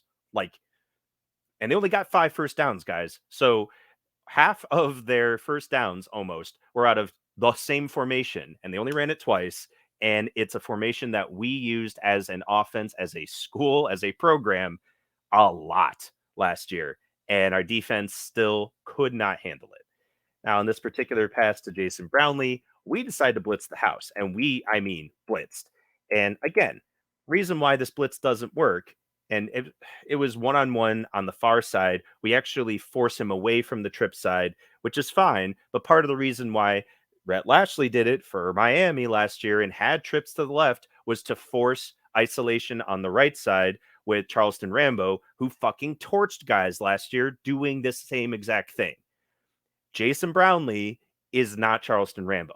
He's a great receiver. He's excellent for the Sun Belt. He is going to do really, really well this year, unless, those other defenses actually watch this film and the film and say, wow, we need to shut that guy down. But like, we put our best corner on him. He still did well. And Tyreek Stevenson is a good corner, a better than good corner. And the reason why this play doesn't work is we blitz a lot. You see that, all the arrows. We're fucking blitzing. Our defensive end was not aware of it. It was, my goodness, the guy from Lowndes, Thomas. So he's a freshman, redshirt freshman, I believe. He's like 3 or 4 deep into the depth chart, and he apparently was not told the same thing that everybody else was told. Or if everybody was told it, they all ignored it. He blitzed exactly how Nigel Kelly did last week, everybody did last week, and he just kind of put 2 arms right on the tackle and bull rushed him and never kept anything open. And there was no reason for him to bull rush. You are blitzing 6 people, and there's only 5 linemen. You are not required to be Superman here. You're just required to be Johnny on the spot when the quarterback runs to you because he has nowhere else to go. Totally missed it. He flushes him out, goes to the right, lots of time, and he's able to run all the way downfield and come all the way back on like the longest ass deep comeback you ever seen in your fucking life. And it's just so annoying to see because it's not just contained. It's being aware of your situation. What is the play call that the rest of the line is doing and the linebackers and James Williams? We finally blitzed. Like, you want to make those guys fucking superstars, right? I mean, when they do well, everybody does well. And this is a very close team. And I believe that if I asked anybody on the team, would they rather get a sack themselves or do something to help their teammates get glory? They would say they would do whatever it takes to help their teammates out all the time. Because I'm really getting that from the kids, and the culture is really great. But when the opportunity is there, they're missing it because they don't see it as an opportunity to allow their teammates to make great plays. They see it as I'm responsible for making a great play because the team expects me to or depends on me to. No, they don't. You don't have to be a fucking superstar every goddamn play. You have to know that shit is happening on the rest of the line, and all you got to do is stay home. But again, easy to fix. I believe Kevin Steele, this is an easy lesson for them to fix. But anyway, so then he comes back. He hits Jacarius Caston on yet another rollout where he sneaks up underneath. And the reason why it's easy for him to roll out underneath, part of which is because of how we're geared up on the line. Again, we have this really cramped formation, but also because everybody went upfield. Not one person stayed home. And I'm not saying that everybody has to stay home, right? Like, the pressure should be coming from that side, but not everybody has to push upfield. If you're right next to the guy, I mean, they're very close. If you see them, you got our 3 technique right next to the 5 technique. They're like shoulder to shoulder. They should be able to communicate which one of them is going to be aggressive and which one of them is just going to wait for the guy to flush to them. Like, it's a 1-2 punch, guys. They don't have that cohesion yet. So he gets to flip underneath and then flip it up to Jacarius Caston. Now, this is on Ivy, I believe. But again, it's a comeback off of a broken play, technically a scramble where he's scrambling to his left when he's right-handed. I don't know. I don't put that on Ivy. He is you see him where he starts. Actually, I'm sorry. This was not on Ivy. Ivy was on that side of the field. This was against Gilbert Frierson, who starts off in against the slot receiver. And the slot has enough time to run like a sail route, basically, and start and cut up and then flatten it out right at the 12-yard line to catch it and go out of bounds. Again, shouldn't really have that much time. There was plenty of pressure, but no communication. So I don't know who's supposed to do that. I guess we put that on the Mike linebacker to communicate. But again, these guys are right next to each other. There's really no reason for the 5 technique and the 3 technique not to know what the other one's doing. They're right there. But anyway, 1st and 10 at the 50, hits him for 33 yards. And this is the infamous, right? Play action, throw it deep. We're playing cover 3 here. First of all, I hate playing zone as a Miami defense. I just hate it. We're rarely good at it. And we definitely aren't good at, we're not better at preventing long plays while playing zone than we are while playing man. We never have been. And honestly, we may never be better at it. I know that's what zone's for. Doesn't fucking work. In this particular case, Daryl Porter got his ass beat. And he did on multiple plays. And that's really sad. But, I didn't see a lot of him today, right? I saw a lot more of Al Blades out there. Porter was kind of out there with Blades as like another safety. Then they moved him to corner. Well, maybe he shouldn't be playing corner. I liked him very much as safety. He was very aggressive, very whatever. Maybe flip-flop them, right? But let's Blades go out there and actually try to guard someone one-on-one. But again, not as a zone, but just that's your guy. Take him down. Also, why is Daryl Porter the one covering Brownlee and not Tyreek Stevenson? These are all the same questions we've been asking, but fuck me. It's just so ridiculous when it culminates in this nonsense. He's playing cover 3. He throws it up, and it's like watching NCAA 14, and you're just like, no one would ever get away with a pass like that. But in NCAA 14, oh, no, well, the computer jumps fast enough, but you didn't press the Y button fast enough. So, you lose. Ridiculous. But also, they threw it over the top of our free safety Cam Kitchens, except Cam doesn't drop deep. We start in a 2 safety set, and then he immediately runs up to cover the middle zone. And James Williams is the one who has to drop back, and you see where he starts. And this has nothing to do with him being at 15 yards or whatever. It's just he was never supposed to be out there. He was never supposed to actually be out there to help. Corey Couch kind of ends up floating back there. Corey's actually pretty good in the zone, and he realized there was nothing underneath him, so he went back to help with the primary responsibility of Daryl Porter. Just let the man play safety. I think he's better at it. He sees the field better. He's less worried about. He even played the ball like a safety. Like there was a corner actually guarding Brownlee, and he was just the safety going up to help. Like that was how he played the ball. He never actually played Brownlee in his zone, which is just the point of zone. You're not just there to I stand in this certain blade of grass and just jump if the ball happens to be near me. No, if somebody comes to my zone, they're my fucking responsibility, and I make sure that they have a hard fucking time doing anything that they want to do when the ball, especially when the ball is in the air. It's my ball, et cetera, et cetera. But like he never even looked at Brownlee when he went for the ball. It's like he forgot he was there. It was just awful. But a lot of this is scheme. A lot of this is that was unnecessary. You didn't need Porter out there. You didn't need to run zone. You especially didn't need to run cover 3 where your free safety who's lined up over the strong side of the field. As you see, there have tight end on the line, 2 receivers to that side, and 2 running backs in the backfield. There is no other threat on the rest of the field. Unless you're expecting the running backs to run 25 yards downfield to get to the same distance, actually 45 yards downfield to get to the same distance that Brownlee was, there's only 2 guys to cover. So if you're going to run cover 3, make it a cover 7 where free safety is already floating over the top. He's the other deep man with the corner. At least Cam Kitchens is close enough to help out with that. So if they're both in the area, they're both going for it. There would have been a third guy who I think would have been more aggressive and going for the receiver and trying to prevent him from catching the ball. And then you've also got Porter there to try and go for the ball, and to Corey Couch, who actually made the tackle. But to do the safety swap the way that they did was asinine, because that's not what the formation showed. Now, maybe that's not on Steele. Maybe there should have been an audible. They recognize what the formation is and they don't do that because it's tight end over. Like the tight end is covered. He can't go out for a pass. Maybe. Or maybe don't fucking call cover 3 here. This is just a dumb call. There's only 2 viable receivers plus 2 running backs. So just man up.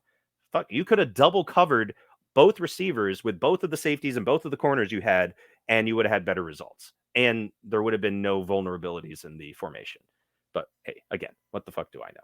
So anyway, after all of that, he runs for 11 yards, And this was a designed run. And my thing on this QB power that they ran is that for once we we are still setting the power kind of to that side, but not really.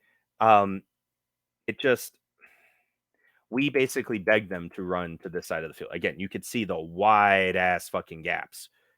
It was just they finally put the tight end on the line, so we pushed our defensive end way the fuck out, and that's stupid. I mean, it's not terrible, but like, see where our outside linebacker is. Steed, or I believe, was the one on the field. He is nowhere near where you need to be to actually make a play on this ball.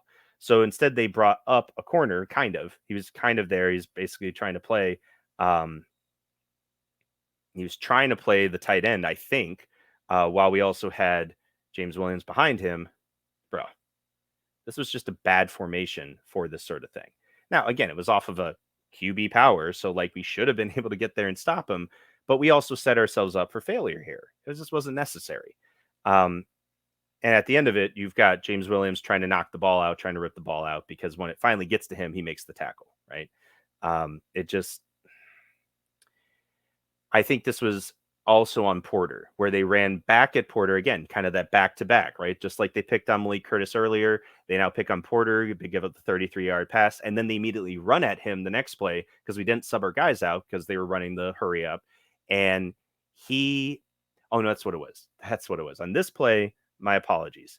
Tyreek Stevenson is actually over here, and normally he's very good at run stopping, right? He jumps inside when it's a QB power, I guess because the tight end came up field, but not really. The tight end kind of went to run block right away, kind of turned outside, and then um, let the power happen. And then you've got people coming through like the running back. So if we assume that Tyreek was supposed to cover the tight end, then he should have seen that it was a run and come up and filled to the outside because nobody else is going to have outside contain, which is where the play went. Instead, he stays. He waits for somebody to come up and block him. He's not even really blocked. What ends up happening is that he like pushes what ends up being Keontra Smith, so actually not the inside linebacker, the outside linebacker, to his left, to the outside. Keontra gets his helmet stuck inside the helmet of the lineman who's blocking him, and they can't move. Neither of them can move because their helmets are literally interlocked. And when they finally get it free, the quarterback's already run by them. Tyreek is basically pushed them outside of him and made it really easy for the quarterback to run that way as well, because now there's two bodies in between him and the quarterback, and he doesn't keep outside contain either. Like, even our corner can't keep outside contain. And so by the time he gets over there to do anything, and he knows it at the end, you could see him like be like, God damn it. James Williams comes over the top from 5 yards even behind him and finally comes over the top and makes the tackle and tries to knock the ball out. And it was just really, again, 33-yard pass. Like, I know we're up 24-7, whatever, but it was clear that the guys were not ready. They were not prepared. This formation was terrible. I don't know if Steele actually called it that way or if they just screwed it up because after the 33-yard pass and just the blatant, them mossing us, everybody was rattled. But it was weird, and it was really poorly done pre-snap, and the results are there. So then they get to the 1st and 10, and here I love this formation. We kind of like follow it up. It's like how we're on our heels, we're gonna fucking suck again. No, like we do a 50 front, and this is 1st and 10 on like the 17. But we're in the red zone, right? And we just go to our red zone package, and I love everything about this fucking thing. Tight end splits out wide. James Williams covers him. Their tight end was not particularly big. He's a decent blocker, pretty undersized though. It doesn't matter. James Williams covers your fucking tight end. Number one receiver, Brownlee, covered by Tyreek Stevenson, because of course he should be the whole goddamn time. And then you've got your other receivers on the other side. You've got Corey next to Ivy, and they're covering the other receivers on the outside. And then you've got Gore in the backfield on the left, and you have Cam Kitchen stepped up to the linebacker position essentially, but he's there to spy Frank Gore Jr. That's clear. Like, he lined up right over him. And then you've got your inside linebacker who's there ready. And you've got, I believe, Steed, who comes up on the line and blitzes on this along with the 50 front. So it's just basically man on man on man on man on man all the way down the line. And who's more athletic, who's stronger, who's faster, go at it. And we blitz five guys and we put pressure on the quarterback. It was a bad snap, so he has to rush it. And look at that. We play man to man, catches in the end zone. Stupid fucking call on the touchback, but whatever. That shuts down a drive that they should have scored, kind of right away. With all the shit that they had, the 33-yard posterizing, all of this stuff, we gave up another third down conversion for no reason. They had enough momentum to just be like, all right, now we're back in it. It's 24-14. We're still here to fight. And the commentators even saying, oh, we can stand with these guys. No, you can't, because we picked it off because of the splash play. Love it. Just love everything about it. And then we followed up the drive after. All right. They have a penalty, false starts, it's 1st and 15.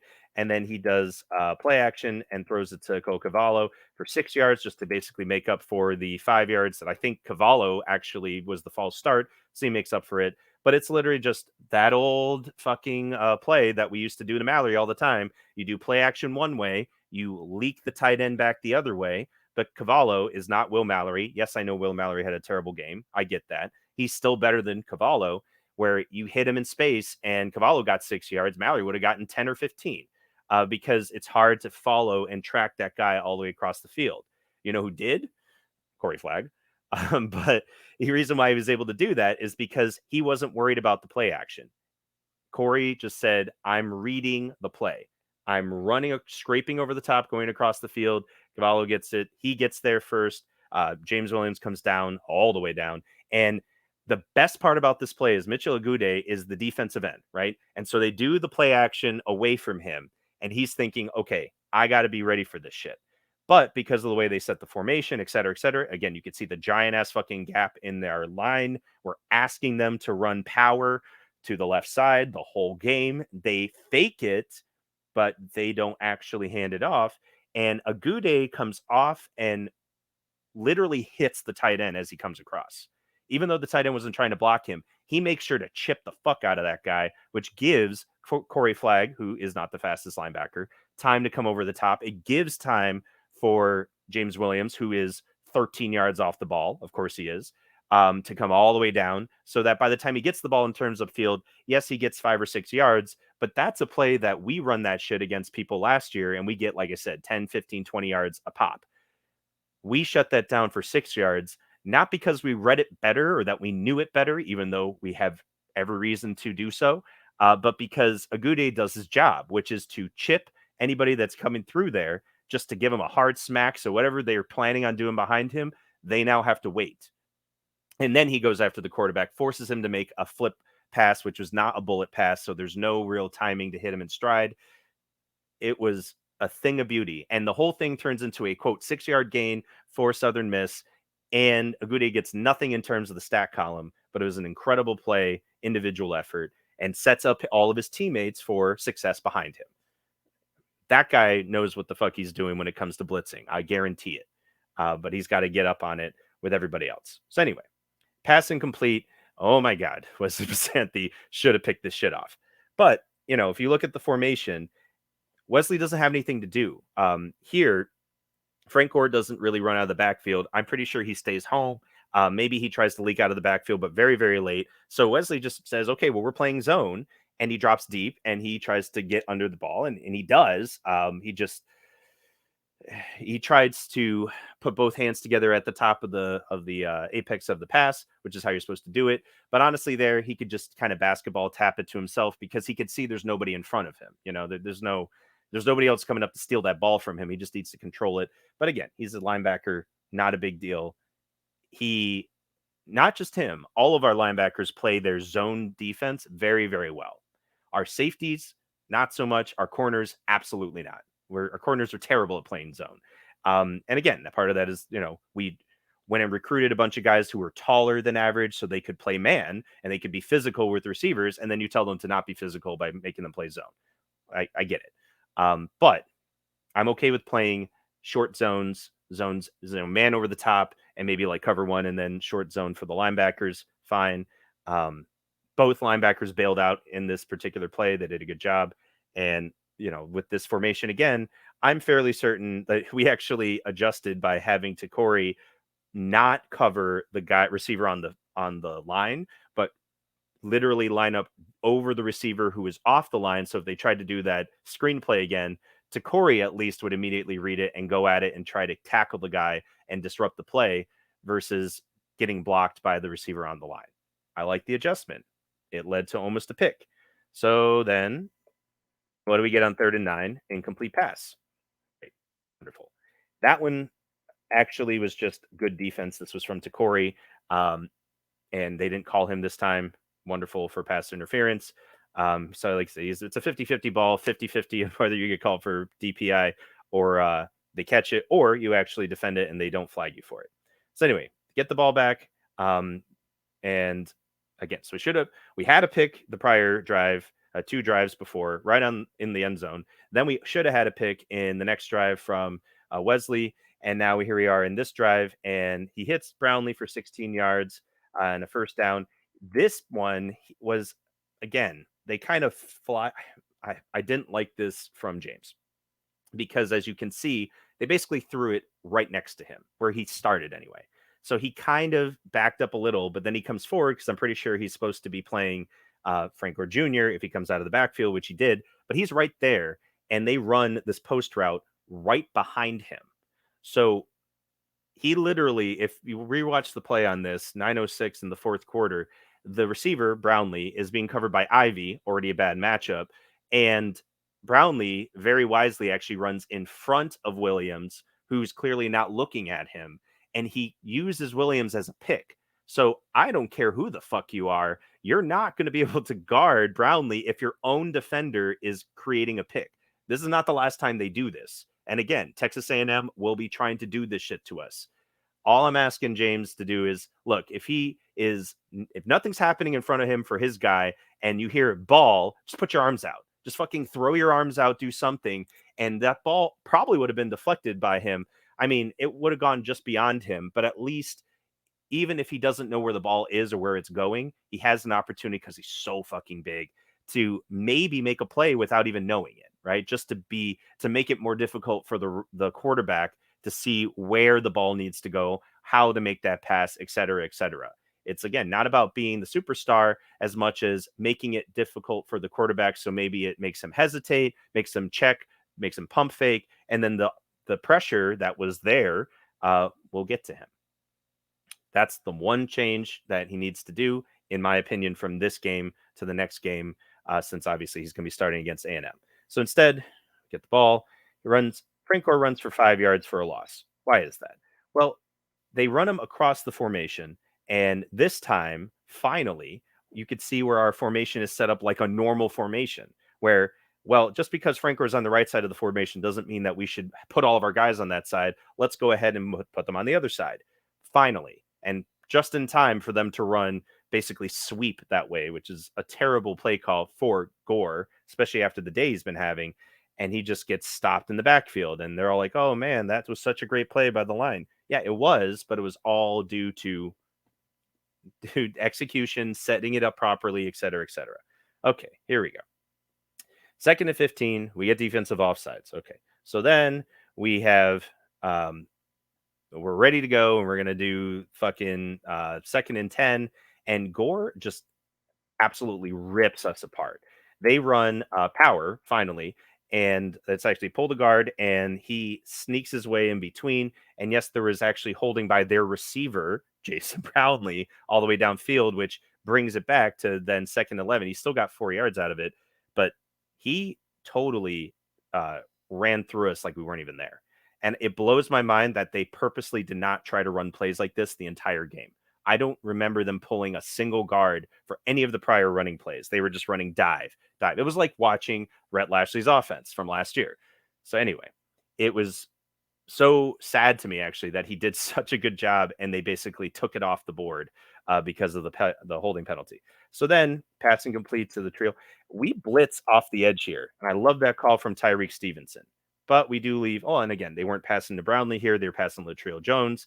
And this pass is all about DJ Ivy right there, plays great defense, hits him right in the hands. Yes, the guy tried to offensive pass interference, mess with him, put a hand in there right at the end. It hits him right in the breadbasket, and he lets it go through his hands. I mean, it is what it is. But Ivy plays close to the line. Ivy does not think about whether, well, he finally gets what he wants, right? So DJ Ivy the entire game was playing. He was just there to play the fucking deep pass, right? I mean, that's what he always does. He's always worried about the fly route. Well, they finally run a fly route on him, and fuck if he's not ready for it. But he drops the pick. So I like I said, my man just needs to relax, or we just need to move him to a place where if they do run a fucking go route on him, he's not going to be out there on an island because it's clear that's all he's worried about. That's what he's there to do. He's there to defend the fly route, and maybe that's all they run in fucking practice, right? Fly route, fly route, fly route, and that's why he looks so good at Green Tree. Maybe we've cracked it. Or when they're not running a fly route, he knows it ahead of time, so he doesn't have to worry about it. So he just handles it. I don't know, man. It's just the less he has to think and process what route the receiver's running slash what's happening behind him, blah blah blah. Can anybody get behind him? I think he would just be a much better player. Get that man running downhill and attacking and being as strong and fast as he is. Straight line, run downhill, make a tackle, make a hit, whatever. He's proved it today. He can do it. And he almost had the interception there. God, I don't even know what would have happened to Kane's Twitter if he actually made that interception. We would have lost our goddamn minds. Anyhow, 3rd and 11, he runs for 4 yards and he fumbles and recovered by Chance Williams, caused by the guy playing middle linebacker for us, James Williams. This is how we should be running our dime package on the 3rd and long. It took the entire game, but you can see where we have everybody spread out on the line. You are sending everybody upfield. You are forcing him. This one is actually a design run, but you're forcing him to run. If you try to have him step up in the pocket and run away, James Williams is right there in his all 220-pound self, ready to fucking take your head off, a la Sean Taylor, right? Or Ray Lewis, not necessarily Ed Reed, though Ed Reed would too as well. But, more in line with those guys because that's the kind of player he is or could be. And he's there to make a fucking play, right? He's there. He makes the tackle. He wasn't the only one. I know that, of course, now I remember Messidor's name, but it wasn't Messidor. It was our UCLA transfer. And now I'm blanking on his name. He comes up as well, makes a good hit on the ball. He was not in the play. He was on the other side as a DN. He stayed home. Clearly, he didn't just run upfield and get stuck behind the play. He stayed home expecting them to flush him towards him, but they did the run the other way. And he comes backside and makes a hit on the quarterback as well with James Williams, caused the fumble. Chance Williams, the other defensive end, gets the ball. All good shit. But my point is, you look at this formation. We're playing man, and honestly looks like cover 1 because you've got the tight end still there who's uncovered theoretically. So you probably have Cam Kitchens rolling up, and then you've got Blades dropping back. Again, switch the personnel out. This should work just fine. Play cover 1 across the board. Let James Williams spy the quarterback / play this zone in the middle of the field because he's so big and he is a safety at heart. You don't think that my man can read where the pass is going and try to either make a pick or dirty window it or do something if anybody wants to come over the middle against him? I think that you're going to have a very good time doing this shit. It was a great play, and it leads me to my final point. It's the same point I made last week. In chess, as in football, it is not enough to have opportunities to make turnovers or to have advantages, right? You have to convert it. You can't just be like, well, we had a chance to do this and we had this ability to do that. You have to fucking actually convert it. So how this works in chess, in this particular setup, White is trying to make a play. Again, as defense, we're always going second. We're always playing the black pieces because that's how chess is. Yes, it's a very racist game. Don't at me.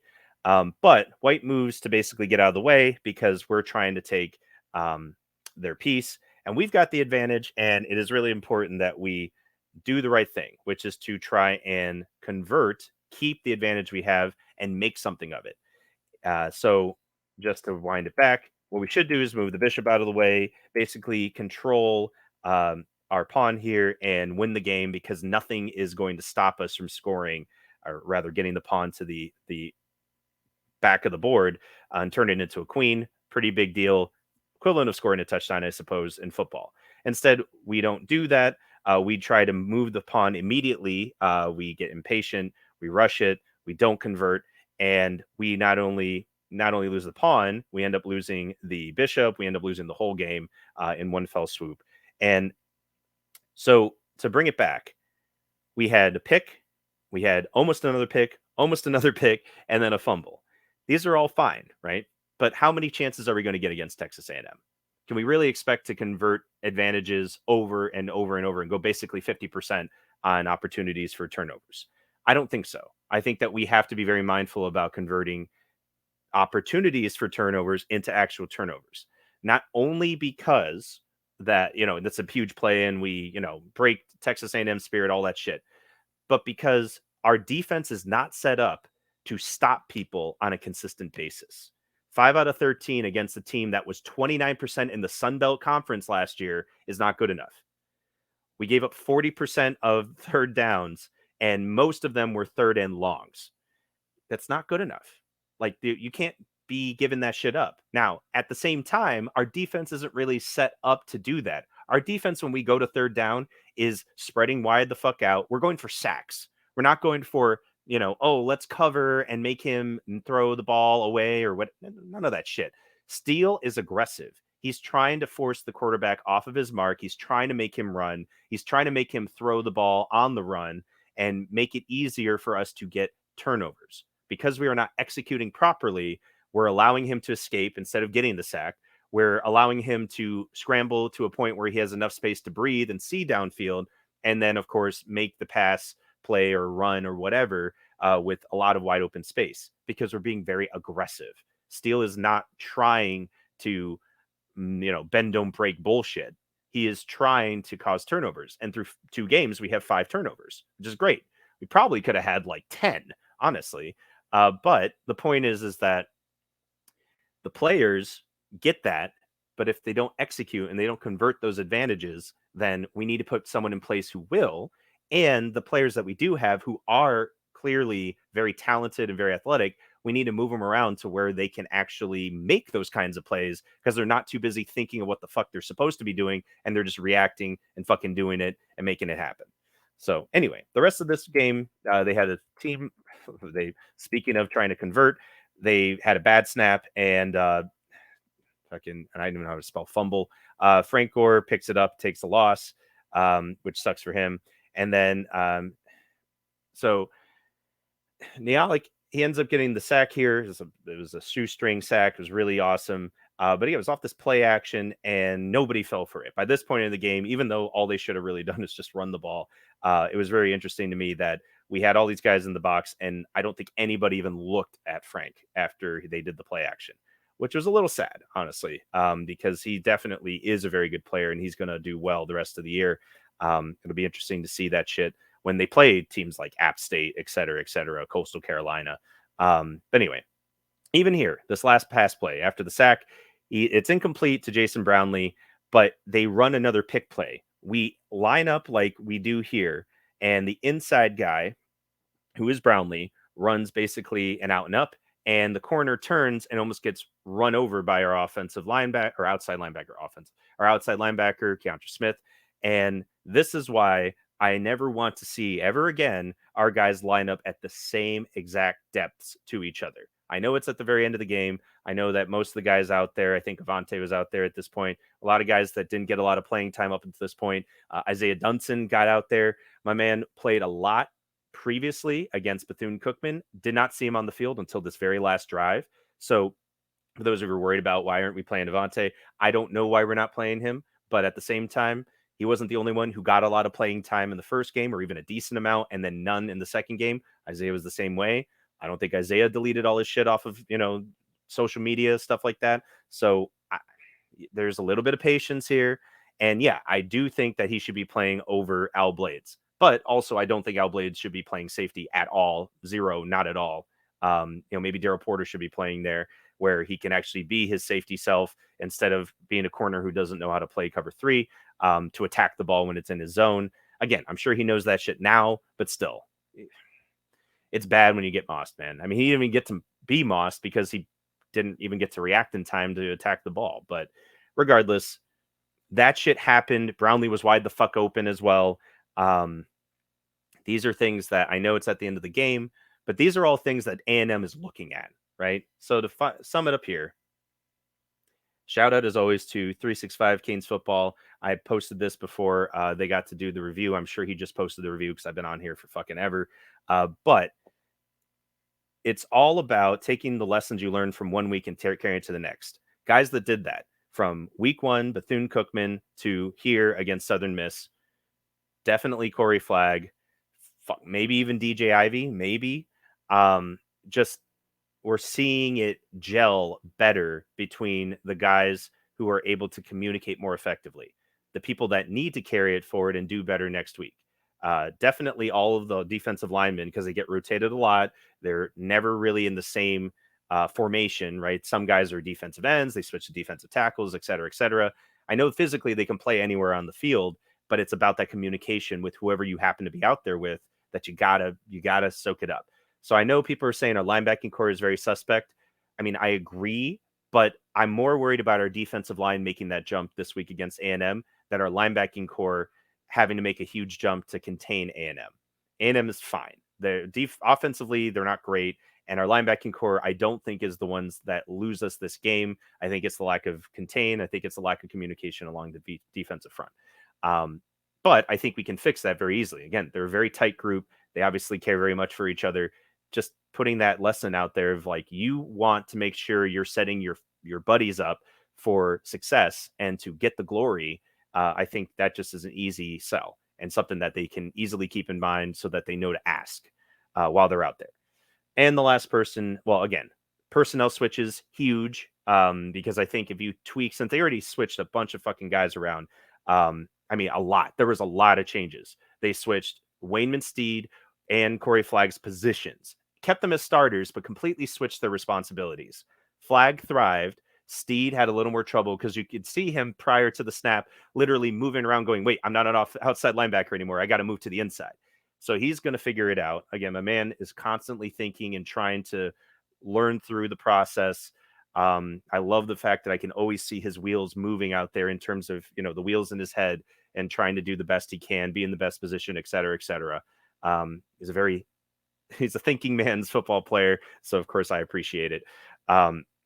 But I think they'll continue to do well. If they're willing to do that shit, they're willing to switch Porter kind of from a safety where he was with Al Blades to now corner.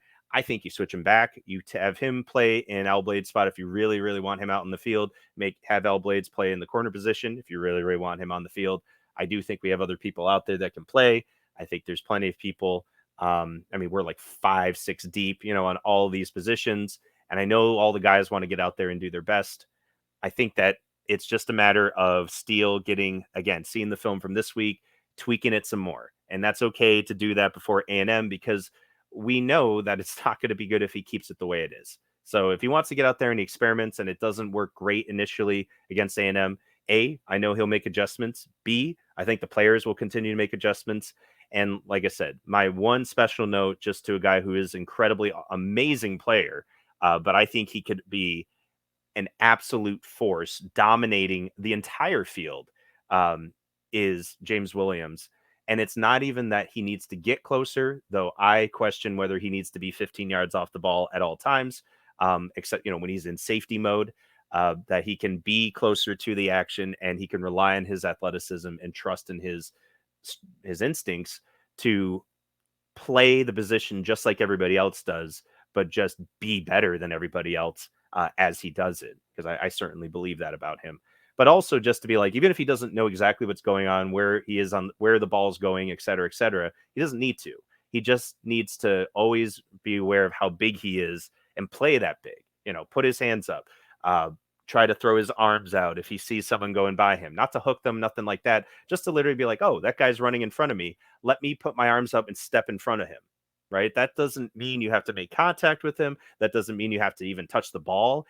you just have a fucking, I mean, with his wingspan, it's like putting Shaq out there, like a big cutout, a cardboard cutout of Shaq, just throw him out in the middle of the field because some guy decided to put his hands up. Like that to me is incredible, and it's a talent, right? Nobody else could pull that shit off. And so once he's thinking that way and doing stuff like that, I mean, the sky's already the limit for the kid. He's incredible, and like just half of the shit that he did this past game shows how amazing he can be. But it's about looking for ways to use his unique set of talents and amplify them even more. And I put that to all the players, but he's just the easiest one to start with.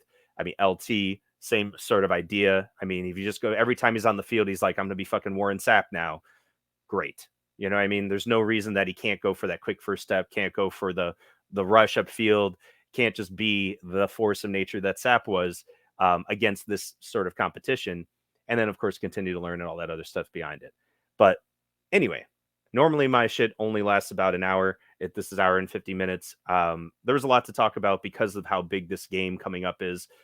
I think we're going to win only because I believe our offense can and will control the ball an absurd amount, and our defense, as talented as they are and as athletic as they are, if they, like I said, convert some of the advantages that they already have just by being themselves and going with the aggressive game plan that Steele has for them, I have no doubt that we will have opportunities to get turnovers. And if we get one, that will probably be enough to win the game as long as our offense doesn't give up the ball. If we get 2 or 3, it should be all over. It shouldn't even be close.